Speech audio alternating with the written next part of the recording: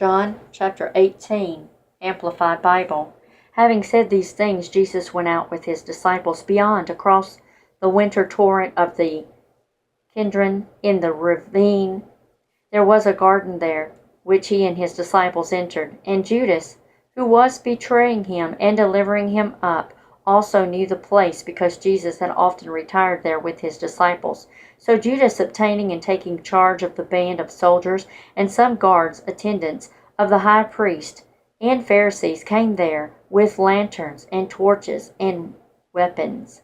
Then Jesus, knowing all that was about to befall him, went out to them and said, "Whom are you seeking? Who do you want?" They answered him, "Jesus the Nazarene." Jesus said to them, "I am he." Judas, who was betraying him, was also standing with them. When Jesus said to them, "I am he," they went backwards, drew back, lurched backward, and fell to the ground.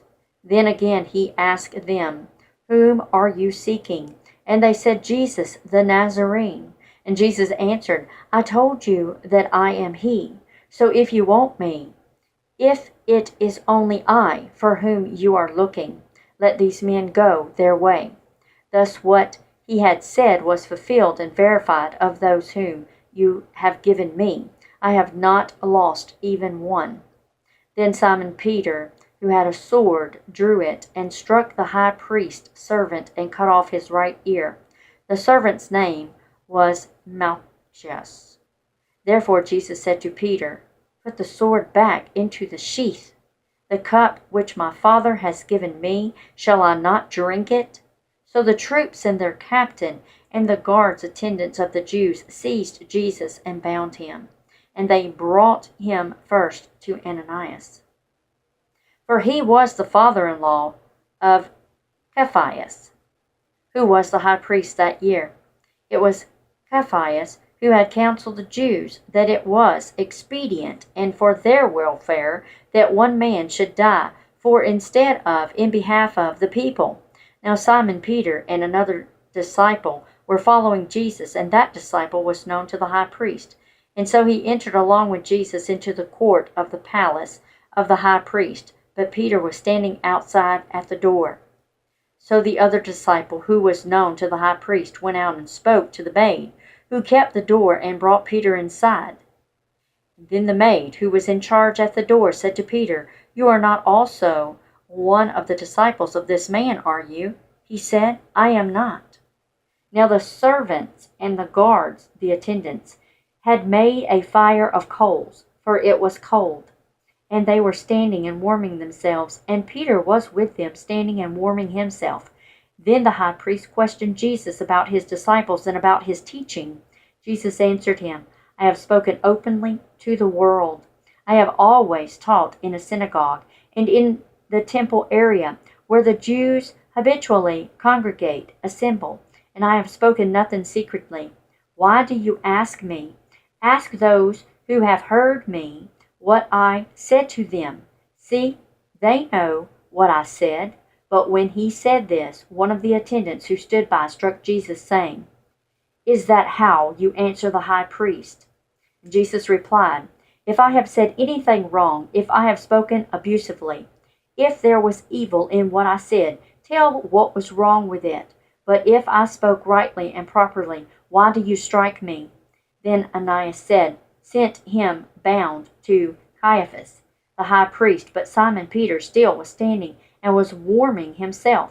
They said to him, "You are not also one of his disciples, are you?" He denied it and said, "I am not." And one of the high priest's servants, a relative of the man whose ear Peter cut off, said, "Did I not see you in the garden with him?" And again Peter denied it, and immediately a rooster crowed. Then they brought Jesus from Caiaphas into the praetorium, judgment hall, governor's palace, and it was early. They themselves did not enter the praetorium, that they might not be defiled, become ceremonially unclean, but might be fit to eat the Passover, the supper. So Pilate went out to them and said, "What accusation do you bring against this man?" They retorted, "If he were not an evildoer, criminal, we would not have handed him over to you. Pilate said to them, Take him yourself and judge and sentence and punish him according to your own law. The Jews answered, It is not lawful for us to put anyone to death. This was to fulfill the word which Jesus had spoken to show, indicate, predict by what manner of death he was to die. So Pilate went back again into the judgment hall and called Jesus and asked him, Are you the king of the Jews? Jesus replied, Are you saying this of yourself on your own initiative, or have others told you about me? Pilate answered, Am I a Jew? Your own people and nation, and their chief priests have delivered you to me. What have you done? Jesus answered, My kingdom, kingship, royal power belongs not to this world. If my kingdom were of this world, my followers would have been fighting to keep me from being handed over to the Jews. But as it is, my kingdom is not from here, this world. It has no such origin or source. Pilate said to him, Then you are a king. Jesus answered, You said it. You speak correctly, for I am a king. Certainly I am a king. This is why I was born, and for this I have come into the world, to bear witness to the truth. Everyone who is of the truth, who is a friend of the truth, who belongs to the truth, hears and listens to my voice. Pilate said to him, What is the truth? What is truth? On saying this, he went out to the Jews again and told them, I find no fault in him, but it is your custom that I release one prisoner for you at the Passover. So shall I release for you the King of the Jews? Then they all shouted back again, Not him, not this man, but Barabbas. Now Barabbas was a robber.